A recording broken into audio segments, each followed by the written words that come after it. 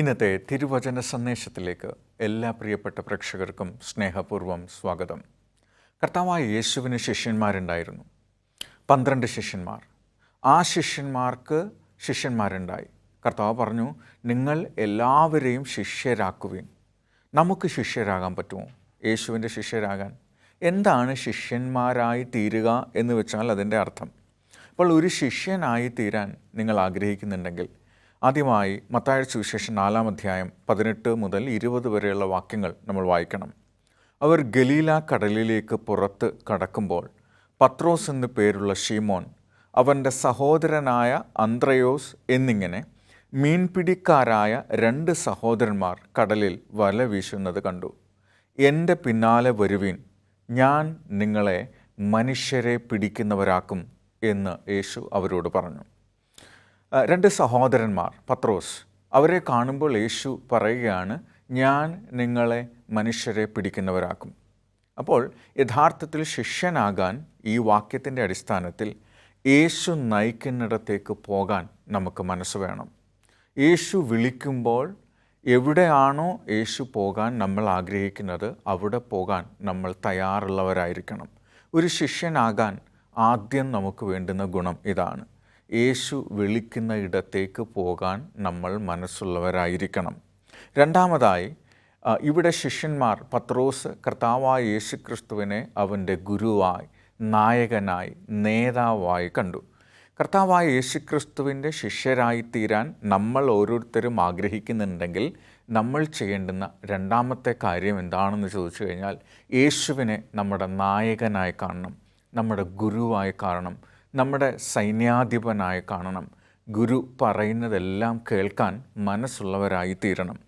ഇനി ആ ഗുരുവിനെ പിന്തുടരുവാൻ നമ്മുടെ ജീവിതത്തിൽ തടസ്സമായിരിക്കുന്നത് എന്താണോ അതെല്ലാം മാറ്റാൻ നമുക്ക് കഴിയണം. ഒരിക്കലും നമ്മൾ മറ്റ് തടസ്സങ്ങൾ പറയരുത്. എനിക്ക് ബുദ്ധിമുട്ടുണ്ട്, അങ്ങനെയുള്ള പ്രയാസമുണ്ട്, ഇത്ര കാലം കഴിഞ്ഞോട്ടെ, ഇങ്ങനെയുള്ള കാരണങ്ങളൊന്നും നമുക്ക് പറയാൻ പറ്റില്ല. കർത്താവ് വിളിക്കുമ്പോൾ അവൻ്റെ പിന്നാലെ പോകാൻ നമുക്ക് കഴിയണം. അടുത്തതായിട്ട് നമ്മൾ ചെയ്യേണ്ടുന്ന ഏറ്റവും വലിയ കാര്യം, ഈ ശിഷ്യനുമായി അല്ലെങ്കിൽ ഗുരുവുമായി നല്ല ബന്ധമുണ്ടാക്കണം. ഒരിക്കലും നശിച്ചു പോകാത്ത ഒരു ബന്ധം ഉണ്ടാകണം. എല്ലാ ബന്ധങ്ങളുടെയും അടിസ്ഥാനം റിലേഷൻഷിപ്പാണ്.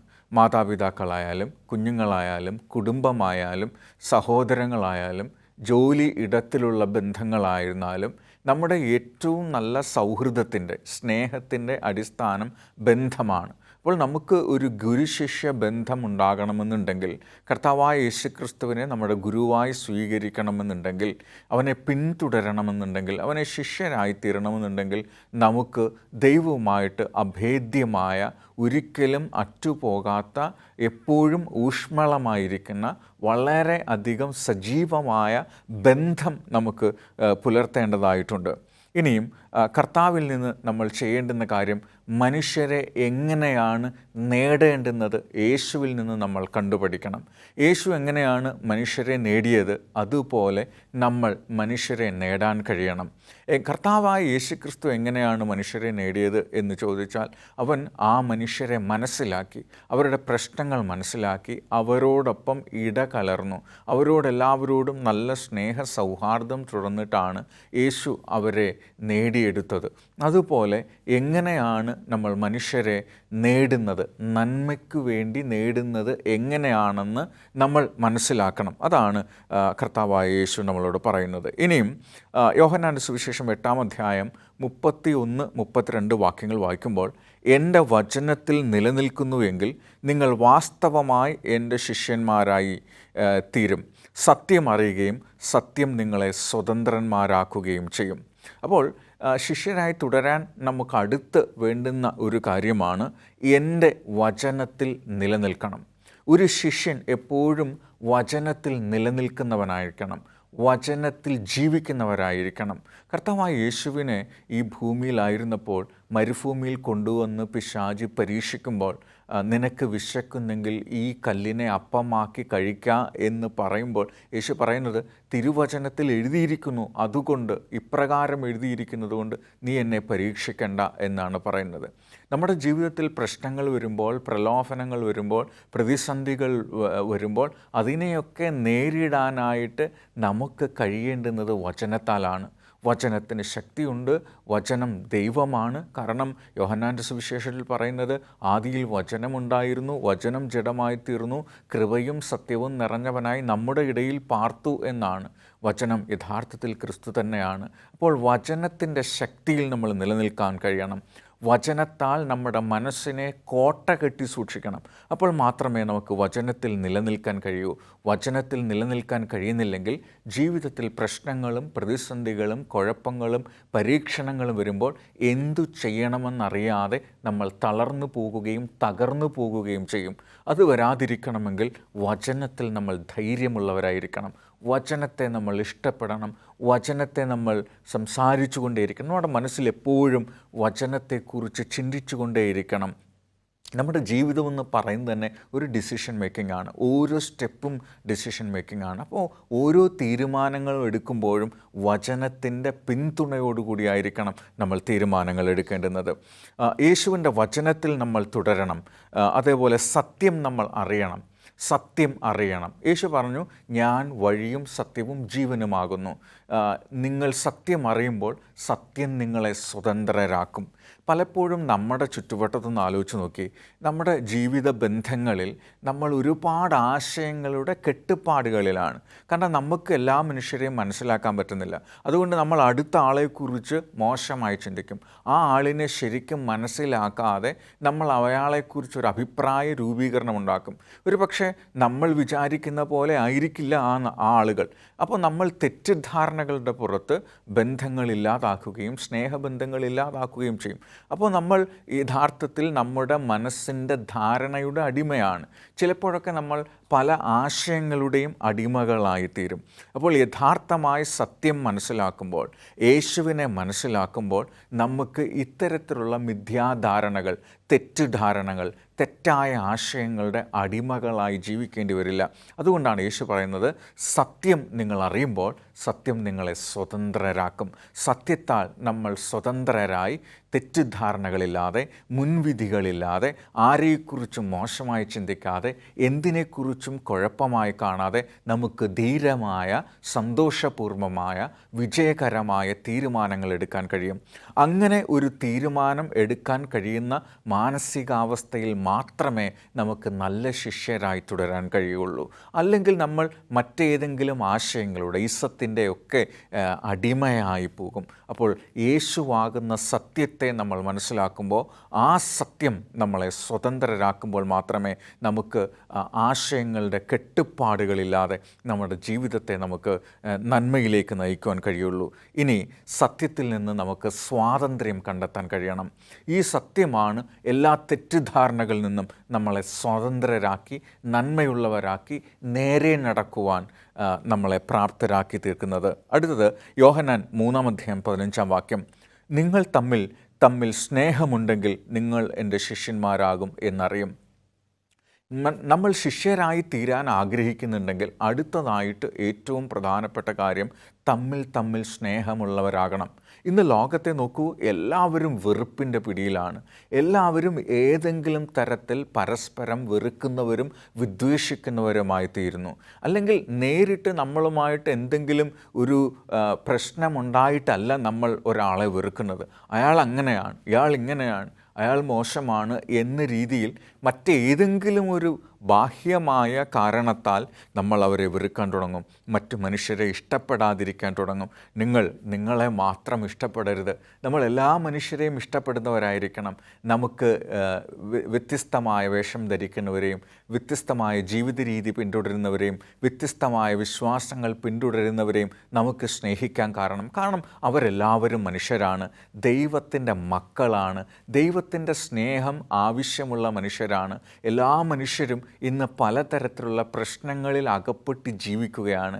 അവരുടെ പ്രശ്നങ്ങളിൽ നിന്ന് എങ്ങനെ പുറത്തു വരണമെന്നറിയാതെ വിഷമിക്കുന്ന ഈ കാലഘട്ടത്തിൽ യഥാർത്ഥത്തിൽ നമ്മുടെ സ്നേഹം, നമ്മുടെ കരുതൽ, നമ്മൾ അവരെ ബഹുമാനിക്കുന്നത്, നമ്മൾ അവരെ അംഗീകരിക്കുന്നത്, നമ്മൾ അവരെ ആദരിക്കുന്നത്, അവരുടെ വ്യക്തിത്വത്തെ നമ്മൾ ബഹുമാനിക്കുമ്പോൾ അവർ നമുക്ക് മുന്നിൽ അവരുടെ മനസ്സിനെ തുറക്കുകയും അവരുടെ പ്രശ്നങ്ങൾ നമ്മളോട് പങ്കുവയ്ക്കുകയും ഒരിക്കലും മറ്റാർക്കും പറഞ്ഞു കൊടുക്കാനാകാത്ത വലിയ ജീവിത പാഠങ്ങളും ജീവിത സത്യങ്ങളും സ്വാതന്ത്ര്യവും മനസ്സും നമുക്ക് അവർക്ക് പകർന്നു കൊടുക്കാൻ കഴിയും. അന്നേരം മറ്റൊരു ഒരു വ്യക്തിയുടെ ജീവിതം കൂടെ ഏറ്റവും മനോഹരമായി തീരും എന്ന് കഴിയും. അതുകൊണ്ടാണ് പറയുന്നത്, നിങ്ങൾ തമ്മിൽ സ്നേഹമുള്ളവരായിരിക്കണം. നമ്മൾ തമ്മിൽ സ്നേഹമുള്ളവരായിരിക്കുമ്പോൾ മാത്രമേ നമുക്ക് യഥാർത്ഥ ശിഷ്യരാകാൻ കഴിയുള്ളൂ. ഇന്ന് നമ്മുടെ ചുറ്റുവട്ടത്ത് നോക്കൂ, കർത്താവായ യേശുവിനെ ആരാധിക്കുന്ന ആളുകൾ, യേശുവിനെ ശിഷ്യന്മാരെന്ന് പറയുന്ന ആളുകൾ, ഒരുപക്ഷെ ക്രിസ്ത്യാനികൾ എന്ന് അഭിമാനിക്കുന്ന ആളുകൾ പോലും പരസ്പരം സ്നേഹമില്ലാത്തവരായി മാറിയിരിക്കുന്നു, പരസ്പരം വെറുക്കുന്നവരായിരിക്കുന്നു. നോക്കൂ, മതത്തിൻ്റെ പേരിൽ, ദൈവത്തിൻ്റെ പേരിൽ, രാഷ്ട്രത്തിൻ്റെ പേരിൽ, രാഷ്ട്രീയത്തിൻ്റെ പേരിൽ പരസ്പരം കൊല്ലാനും ഇല്ലാതാക്കാനുമൊക്കെ നടക്കുന്ന ഈ കാലഘട്ടത്തിൽ യഥാർത്ഥമായ യേശു നമ്മളോട് പഠിപ്പിക്കുന്നത് നിങ്ങൾ തമ്മിൽ സ്നേഹിക്കണമെന്നാണ്. ഞാൻ സ്നേഹിച്ചതുപോലെ നിങ്ങൾ പരസ്പരം സ്നേഹിക്കണം. കർത്താവായ യേശുക്രിസ്തുവിൻ്റെ യഥാർത്ഥ ശിഷ്യനാകുവാൻ, ഒരു യഥാർത്ഥ ക്രിസ്തുവിൻ്റെ പിൻഗാമിയാകാൻ, അനുയായിയാകാൻ നിങ്ങൾ ആഗ്രഹിക്കുന്നുണ്ടെങ്കിൽ നമ്മൾ യഥാർത്ഥത്തിൽ പരസ്പരം സ്നേഹിക്കുന്നവരാകണം. നമ്മുടെ സ്വാർത്ഥത വെടിഞ്ഞ് നമ്മുടെ ആവശ്യങ്ങളൊക്കെ മാറ്റിവെച്ച് കർത്താവായ യേശുക്രിസ്തുവിൻ്റെ കുരിശെടുത്ത് നമ്മൾ അവനെ അനുഗമിക്കണം. ഇനി മത്തായി 16:24 എന്താണ് പറയുന്നതെന്ന് നോക്കാം. ഒരുത്തൻ എൻ്റെ പിന്നാലെ വരുവാൻ ഇച്ഛിച്ചാൽ തന്നെത്താൻ ത്യജിച്ച് തൻ്റെ കുരിശെടുത്ത് എന്നെ അനുഗമിക്കട്ടെ. ഇനിയും കർത്താവായ യേശുക്രിസ്തുവിൻ്റെ ശിഷ്യരായി തീരാൻ ആഗ്രഹിക്കുന്നവർ തന്നെത്താൻ ത്യജിച്ച് കർത്താവായ യേശുക്രിസ്തുവിൻ്റെ കുരിശെടുത്ത് എന്നെ അനുഗമിക്കട്ടെ. ഇന്ന് മനുഷ്യരൊക്കെ സ്വാർത്ഥരാണ്. സ്വന്തം കാര്യം സിന്ദാബാദ് എന്ന് മാത്രം ചിന്തിക്കുന്ന ആളുകളാണ്. അപ്പോൾ ഇങ്ങനെയുള്ള സ്വാർത്ഥത, എൻ്റെ കുടുംബം, എൻ്റെ മക്കൾ, എൻ്റെ ജീവിതം, എൻ്റെ എന്നുള്ള ചിന്ത എല്ലാവരുടെയും മനസ്സിലുണ്ട്. ഇപ്പോൾ നമ്മൾ ബസ്സിൽ വരികയാണെങ്കിൽ പോലും പ്രായമായവരോ കുഞ്ഞുങ്ങളെയും കൊണ്ട് വരുന്നവർക്ക് പോലും ഒരു സീറ്റ് കൊടുക്കാൻ നമ്മൾ തയ്യാറാവുകയില്ല. അപ്പോൾ ഇത്തരം സ്വാർത്ഥത നിറഞ്ഞ ഈ ലോകത്തിൽ യേശുവിൻ്റെ യഥാർത്ഥ ശിഷ്യന്മാർ സ്വാർത്ഥതയില്ലാത്തവരായിരിക്കണം. സ്വന്തം കാര്യം മാറ്റി സ്വാർത്ഥത വെടിഞ്ഞ് നമ്മുടെ ആവശ്യങ്ങളൊക്കെ മാറ്റിവെച്ച് മറ്റുള്ളവരുടെ ആവശ്യങ്ങൾക്ക്, യേശുവിൻ്റെ ആ ശിഷ്യത്വത്തിൻ്റെ ആവശ്യങ്ങൾക്ക് വേണ്ടി സമയം മാറ്റിവെക്കാൻ കഴിയണം. കുരിശ് എടുക്കണം. ത്യാഗ മനോഭാവം നമുക്കുണ്ടാകണം. ത്യജിക്കാൻ നമ്മൾ തയ്യാറാകണം. നമുക്ക് ഉള്ളതുകൊണ്ട് സന്തോഷത്തോടു കൂടി ജീവിക്കാൻ കഴിയണം. അതിനപ്പുറത്തായതിനെയൊക്കെ നമ്മൾ മറ്റുള്ളവർക്ക് കൊടുക്കാൻ കഴിയും. അതുകൊണ്ടാണ് ഒരു വാചകം ഞാൻ ഇങ്ങനെ കേട്ടിട്ടുണ്ട്, we have to learn to live a simple life so others can simply live. നമ്മൾ ലളിതമായി ജീവിക്കാൻ പഠിക്കുമ്പോൾ മറ്റുള്ളവർക്ക് വളരെ ലളിതമായി ജീവിക്കാൻ സാധിക്കുമെന്ന്. അങ്ങനെ ജീവിക്കാൻ കഴിയുന്ന ആളുകളായി നമ്മൾ മാറണം. കുരിശെടുത്തുകൊണ്ട് എന്നെ അനുഗമിക്കണം. യേശുവിനോട് കഷ്ടത സഹിക്കാൻ നമ്മൾ തയ്യാറാകണം. യേശു അനുഭവിച്ചതുപോലെയുള്ള ആ കഷ്ടതകൾ, ത്യാഗം, രോമം കത്തിരിക്കുന്ന കുഞ്ഞാടിനെ പോലെ കർത്താവായ യേശുക്രിസ്തു ആ കഷ്ടതകളെ നേരിട്ടതുപോലെ നമ്മൾ ആ കഷ്ടതകളെ നേരിടാൻ മനസ്സുള്ളവരായിരിക്കണം. കർത്താവ് പറഞ്ഞു, മനുഷ്യന് സഹിക്കാൻ കഴിയാത്ത ഒരു കഷ്ടതയും ഞാൻ നിങ്ങൾക്ക് തരികയില്ല. അഥവാ അങ്ങനെ ഒരു കഷ്ടതയുണ്ടായാൽ ആ കഷ്ടതയ്ക്കൊപ്പം ഒരു പോക്കുവഴി കൂടി ഞാൻ നൽകും. കർത്താവായ യേശുവിൻ്റെ ശിഷ്യനായി തീരുന്നു എന്ന് വെച്ചുകൊണ്ട് നിങ്ങൾ കഷ്ടപ്പെടണമെന്നോ പ്രയാസപ്പെടണമെന്നോ നിങ്ങളുടെ ജീവിതത്തിലെ സന്തോഷങ്ങൾ മാറ്റിവെക്കണമെന്നോ എന്നല്ല കർത്താവ് ഉദ്ദേശിക്കുന്നത്. കർത്താവ് പറയുന്നു, നിങ്ങൾക്ക് സഹിക്കാൻ പറ്റാത്ത ഒരു കാര്യവും ഞാൻ തരികയില്ല. എൻ്റെ മുഖം ലളിതമാണ്, അത് മൃദുവാണ്, അത് ഭാരമുള്ളതല്ല. അധ്വാനിക്കുന്നവരും ഭാരം ചുമക്കുന്നവരുമായുള്ളവരെ നിങ്ങൾ എൻ്റെ അടുക്കൽ വരുവിൻ, ഞാൻ നിങ്ങളെ ആശ്വസിപ്പിക്കുമെന്നാണ് കർത്താവ് പറയുന്നത്. സ്വാർത്ഥത വെടിച്ച് കർത്താവിൻ്റെ കുരിശെടുത്ത് നമ്മൾ അവനെ അനുഗമിക്കുമ്പോൾ തികച്ചും സ്വാർത്ഥമായി, നിസ്വാർത്ഥമായി, സന്തോഷമായി, സമാധാനമായി, ആശ്വാസത്തോടുകൂടി, സന്തോഷത്തോടുകൂടി നമുക്കവനെ പിന്തുടരുവാൻ കഴിയുമെന്നുള്ളതാണ് യാഥാർത്ഥ്യം. ഇനി മത്തായിയുടെ സുവിശേഷം 28-ാം അധ്യായം 19-20 വാക്യങ്ങൾ നമ്മൾ വായിക്കുമ്പോൾ, ആകയാൽ നിങ്ങൾ പുറപ്പെട്ട് പിതാവിൻ്റെയും പുത്രൻ്റെയും പരിശുദ്ധാത്മാവിൻ്റെയും നാമത്തിൽ സ്നാനം കഴിപ്പിച്ചും ഞാൻ നിങ്ങളോട് കൽപ്പിച്ചതൊക്കെയും പ്രമാണിപ്പാൻ തക്കവണ്ണം ഉപദേശിച്ചും കൊണ്ട് സകല ജാതികളെയും ശിഷ്യരാക്കിക്കൊള്ളുവിൻ എന്നാണ് യേശു പറയുന്നത്. നിങ്ങൾ പുറപ്പെട്ട് പിതാവിൻ്റെയും പുത്രൻ്റെയും പരിശുദ്ധാത്മാവിൻ്റെയും നാമത്തിൽ നിങ്ങൾ സ്നാനം കഴിപ്പിച്ചും ഞാൻ നിങ്ങളോട് കൽപ്പിച്ചതൊക്കെയും പ്രമാണിപ്പാൻ തക്കവണ്ണം പഠിപ്പിക്കണം.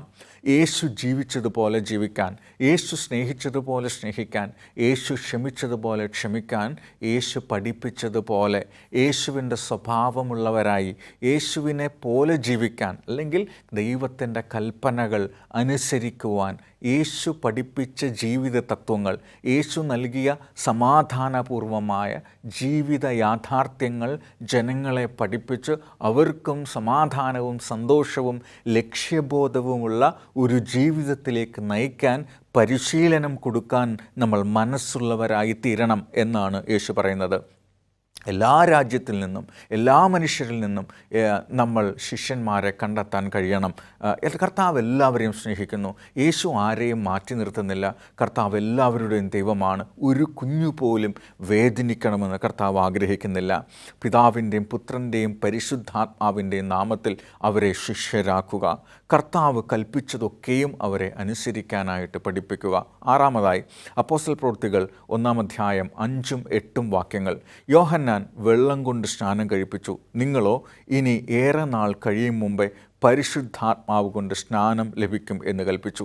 എന്നാൽ പരിശുദ്ധാത്മാവ് നിങ്ങളുടെ മേൽ വരുമ്പോൾ നിങ്ങൾ ശക്തി ലഭിച്ചിട്ട് യെരുശലേമിലും യഹൂദിയയിലും എല്ലായിടത്തും ശമരിയയിലും ഭൂമിയുടെ അറ്റത്തോളം എൻ്റെ ശിഷ്യന്മാരായി തീരും എന്ന് യേശു പറയുകയാണ്. യോഹന്നാൻ വെള്ളം കൊണ്ടാണ് സ്നാനം കഴിപ്പിച്ചത്. യേശുവിനെ ഗലീല കടലിൽ സ്നാനം കഴിപ്പിച്ച് ഒരു ദൗത്യത്തിന് വേണ്ടി തയ്യാറാക്കി. ഒരു ദൗത്യത്തിന് വേണ്ടി നമ്മൾ തയ്യാറാകുമ്പോൾ നമ്മൾ സ്നാനം കഴിക്കണം പരിശുദ്ധാത്മാവിനാൽ. പരിശുദ്ധാത്മാവ് നമ്മളിൽ നിറയുകയും പരിശുദ്ധാത്മാവ് നമ്മളെ ഉത്തേജിപ്പിക്കുകയും ചെയ്യണം.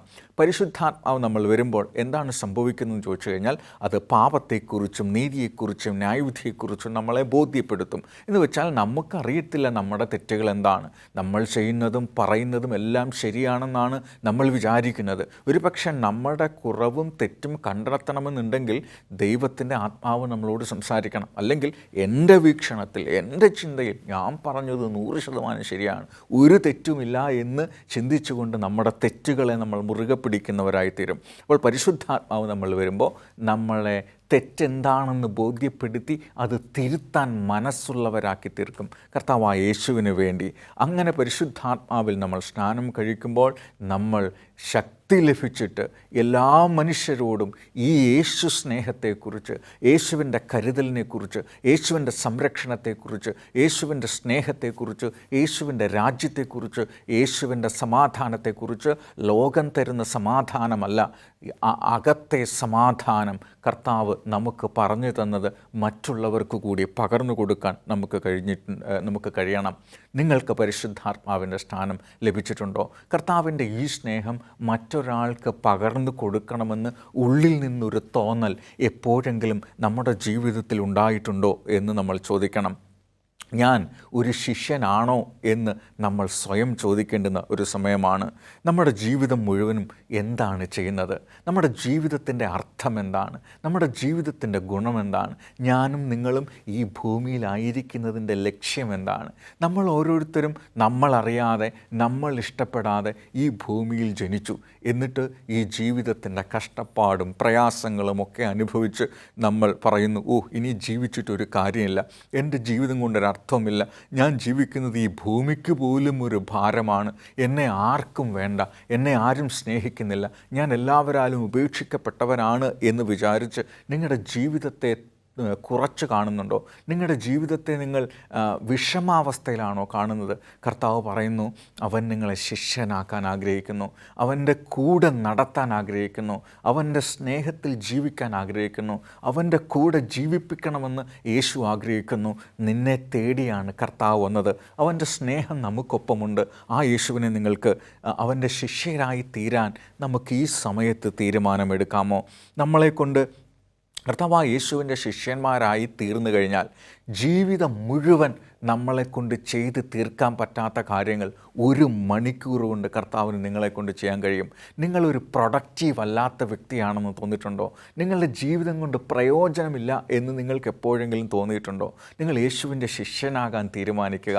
നിങ്ങളുടെ ജീവിതകാലം മുഴുവൻ അച്ചീവ് ചെയ്യാൻ കഴിയാത്ത കാര്യങ്ങൾ 1 മണിക്കൂർ കൊണ്ട് നേടത്തക്ക വിധത്തിൽ നിങ്ങളെ കഴിവുള്ളവരാക്കും, നിങ്ങളെ ഫലപുഷ്ടിയുള്ളവരാക്കി തീർക്കും, നിങ്ങളെ സെൽഫ് കോൺഫിഡൻ്റ് ഉള്ള ആളാക്കി തീർക്കും, സമാധാനവും സന്തോഷവും അനുഭവിക്കുന്നവരാക്കി തീർക്കും, നമ്മുടെ കുടുംബ ബന്ധങ്ങൾ ഏറ്റവും അനുഗ്രഹമാക്കി തീർക്കും കർത്താവ്. അതാണ് പറയുന്നത്. അതുകൊണ്ട് മുഴുവനായും കർത്താവായ യേശു ക്രിസ്തുവിൻ്റെ കൈകളിലേക്ക് നമ്മുടെ ജീവിതത്തെ സമർപ്പിക്കുക. അവൻ്റെ ശിഷ്യരായി തീരാൻ ആഗ്രഹിക്കുക. സത്യത്തിൻ്റെ സ്നേഹം, സത്യത്തിൻ്റെ സന്ദേശം എല്ലാവരോടും പറയുക. യേശു സ്നേഹം ഹൃദയത്തിലേക്ക് സ്വീകരിക്കുക. കർത്താവായ യേശു പറഞ്ഞു, ഞാൻ നിങ്ങളുടെ ഹൃദയത്തിൻ്റെ കവാടത്തിൽ വന്നു നിന്ന് മുട്ടുന്നു. ആരെങ്കിലും എൻ്റെ ശബ്ദം കേട്ട് വാതിൽ തുറന്നാൽ ഞാൻ അവനോട് കൂടെ അത്താഴം കഴിക്കും. യേശു നിങ്ങളുടെ ഹൃദയത്തിലേക്ക് വന്ന് അവൻ്റെ വീട് നിങ്ങളുടെ ഹൃദയത്തിൽ സ്ഥാപിക്കാൻ ആഗ്രഹിക്കുന്നു. ഇരുട്ടറയിലേക്കും സത്യത്തിൻ്റെ സന്ദേശം എപ്പോഴും എത്തും എന്ന് പറയുകയാണ്. അപ്പോൾ ഈ സ്നേഹം മറ്റുള്ളവരിലേക്ക് പകർന്നു കൊടുക്കുവാൻ, മറ്റുള്ളവർക്ക് താങ്ങായി കൊടുക്കുവാൻ ആദ്യം ഈ സ്നേഹത്തെ നമ്മൾ അനുഭവിച്ച ശേഷം ആ സ്നേഹത്തിൻ്റെ നന്മ നമ്മൾ മറ്റുള്ളവർക്ക് പകർന്നു കൊടുക്കുക. നമ്മൾ ഒരു മൊബൈൽ ഫോൺ വാങ്ങുമ്പോൾ തീർച്ചയായിട്ടും അതിൻ്റെ ഗുണഗണങ്ങളെക്കുറിച്ച് മറ്റുള്ളവരോട് പറയുമ്പോഴാണ് എന്നാൽ ഞാനും ഇതേപോലെ ഒന്ന് വാങ്ങാം. നിങ്ങൾ മനസ്സിലാക്കിയ യേശു, നിങ്ങൾ അനുഭവിച്ച യേശു, നിങ്ങൾക്ക് യേശു നൽകിയ സമാധാനവും സന്തോഷവും മറ്റുള്ളവർക്ക് പകർന്നു കൊടുക്കുമ്പോഴാണ് അവരും ഈ യേശു സ്നേഹത്തിൻ്റെ നന്മ തിരിച്ചറിയാൻ പോകുക. നല്ല ജീവിതത്തിന് വേണ്ടി അവൻ്റെ ശിഷ്യരായി തീരാൻ നമുക്ക് ഇന്ന് നമ്മുടെ ജീവിതത്തെ സ്വയം സമർപ്പിക്കാമോ? കർത്താവ് നിങ്ങളെ കാത്തിരിക്കുന്നു. അവന് നിങ്ങളെ ആവശ്യമുണ്ട്. അവൻ ഈ ആയിരക്കണക്കിന് കോടിക്കണക്കിനുള്ള ജനസംഖ്യയിൽ നിന്ന് നിങ്ങളെ പേര് ചൊല്ലി വിളിക്കുന്നു. ഞാൻ നിങ്ങളെ അറിഞ്ഞിരിക്കുന്നു. നീ നിൻ്റെ മാതാവിൻ്റെ ഉദരത്തിൽ ഉരുവാകും മുമ്പേ ഞാൻ നിന്നെ അറിഞ്ഞിരിക്കുന്നു. അതുകൊണ്ട് നമ്മൾ ആർക്കും വേണ്ടാത്തവരല്ല, ആരാലും ഉപേക്ഷിക്കപ്പെട്ടവരല്ല. ആ യേശുവിൻ്റെ വലിയ സ്നേഹത്തിൻ്റെ ഉള്ളിലേക്ക് കടന്നു വരുവാൻ, അവൻ്റെ ശിഷ്യരായി തീരാൻ നിങ്ങൾ ആഗ്രഹിക്കുന്നുണ്ടെങ്കിൽ ഈ നിമിഷം നിങ്ങൾ എവിടെയായിരുന്നാലും എന്ത് ജോലി ചെയ്തുകൊണ്ടിരുന്നാലും അവൻ്റെ സ്നേഹത്തെ സ്വീകരിക്കാൻ തയ്യാറുള്ളവരായി തീരുക. കർത്താവിൻ്റെ സ്നേഹം, അതിൻ്റെ നന്മ, അതിൻ്റെ അനുഗ്രഹം നിങ്ങളുടെ ജീവിതത്തെ പൊതിയുവാൻ പോകുകയാണ്. നിങ്ങൾ കർത്താവായ യേശു ക്രിസ്തുവിനോട് ഇപ്പോൾ പറയുമോ, കർത്താവേ, നിൻ്റെ ശിഷ്യനായി തീരാൻ ഞാൻ ആഗ്രഹിക്കുന്നു. എന്നെ കൂടെ നിൻ്റെ ശിഷ്യഗണത്തിൽ ഉൾപ്പെടുത്തണമേ. എന്നെ ഞാൻ തന്നെ വിനയപ്പെടുത്തുകയാണ്. എൻ്റെ സ്വാർത്ഥതകൾ, എൻ്റെ ഇഷ്ടങ്ങൾ, എൻ്റെ ശാഠ്യങ്ങൾ, എൻ്റെ വാശികൾ അതൊക്കെ ഞാൻ മാറ്റിവെക്കാൻ തയ്യാറാണ്. നിൻ്റെ സ്നേഹം എനിക്ക് മതി. നിൻ്റെ സ്നേഹം എന്നെ നിർബന്ധിക്കുന്നു. നീ എനിക്ക് വേണ്ടി ചെയ്ത എല്ലാ കാര്യങ്ങളും മനസ്സിലാക്കുമ്പോൾ നിന്നെ കൂടാതെ എനിക്കൊരു നിമിഷം പോലും ജീവിക്കാനാവില്ല എന്ന് പറയുമെങ്കിൽ നമുക്ക് പ്രാർത്ഥിക്കാം. ഞങ്ങളെ സ്നേഹിക്കുന്ന സ്വർഗീയ പിതാവേ, കർത്താവേ, നീ എന്നെ നിൻ്റെ ശിഷ്യനാക്കി തീർക്കണമേ. ഞാൻ സ്വയം അവിടുത്തെ കരങ്ങളിൽ സമർപ്പിക്കുന്നു. അവിടുന്ന് ഞങ്ങളെ സ്വീകരിക്കണമേ. ഞങ്ങളുടെ ജീവിതത്തെ രൂപാന്തരപ്പെടുത്തണമേ. സ്വർഗീയ സമാധാനവും സന്തോഷത്താൽ ഞങ്ങളുടെ ജീവിതത്തെ നിറയ്ക്കണമേ. കർത്താവേ, ഞാൻ ഒരിക്കൽ കൂടി അങ്ങേ എൻ്റെ ജീവിതത്തിൻ്റെ നാഥനായി തീർക്കുവാൻ ഞാൻ ആഗ്രഹിക്കുന്നു. അവിടുന്ന് എൻ്റെ ജീവിതത്തിൻ്റെ നാഥനായി എൻ്റെ ഹൃദയത്തിലേക്ക് വരണമേ. ആമേൻ, ആമേൻ. ഈ സന്ദേശം നിങ്ങൾക്ക് ഇഷ്ടമായെങ്കിൽ നിങ്ങളുടെ പ്രിയപ്പെട്ടവർക്ക് കൂടി പകർന്നു കൊടുക്കുക. കൂടുതൽ നല്ല സന്ദേശങ്ങൾ കേൾക്കാനായിട്ട് ഞങ്ങളുടെ ഈ പ്രോഗ്രാം പിന്തുടരുവാൻ ഞാൻ നിങ്ങളെ ആഹ്വാനം ചെയ്യുന്നു. ദൈവം നമ്മളെ ഓരോരുത്തരെയും അവിടെ കാത്തുപരിപാലിക്കട്ടെ. ആമേൻ.